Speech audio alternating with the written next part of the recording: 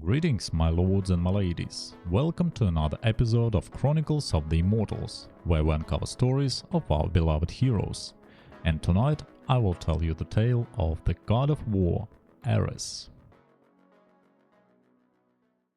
If the pantheon of Olympus has a harmony, a balance of light and reason, music and prophecy, then he is the dissonant chord, the scream in the symphony, the raw, unvanished and terrifying spirit of conflict itself. He is Ares, and to know him is to understand the brutal, intoxicating and unforgiving nature of war. While his half-sister Athena represents the strategy, the general's cunning and the glory of a cause, Ares is the battle itself. He is the visceral thrill of combat, the metallic taste of fear, the roar of the bloodlust. He is the embodiment of the chaos, the rage, and the sheer violence that defines the heart of the fray. The Greeks held a complex view of him. He was necessary, for what is a world without the will to fight? But he was rarely loved. He was the dangerous, necessary evil, a god to be appeased rather than adored. His worship was born not from admiration, but from the desperate pleas of soldiers staring into the abyss. To call upon Ares was to embrace the monster within, to survive another day. The myths of Ares are not tales of enlightenment, but of impulse and humiliation. His most famous story is his affair with Aphrodite, the wife of the crippled god Hephaestus. It was a union of opposites, the most beautiful and the most brutal. But they were caught.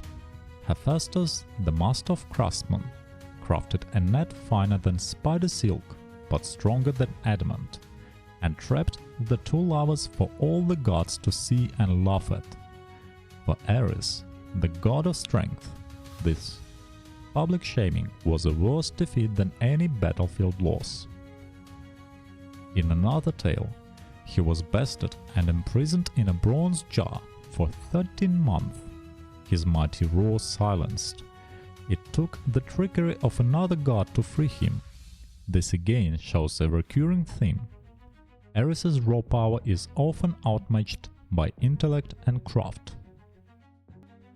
His symbols are the tools of his trade: the spear, the helmet, the shield, and his chariot, drawn by fire-breathing steeds, announce his terrible approach. Where the symbols appeared, carnage was sure to follow.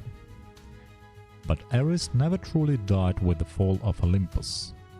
His spirit echoes whenever conflict takes root.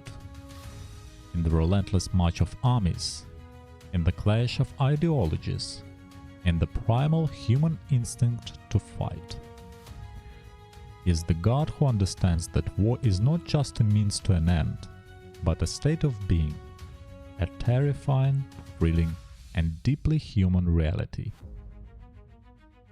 So, look upon Ares, the most hated, the most feared, and in his own way the most honest of the gods. He doesn't offer you poetry or healing, he offers you a simple, brutal truth.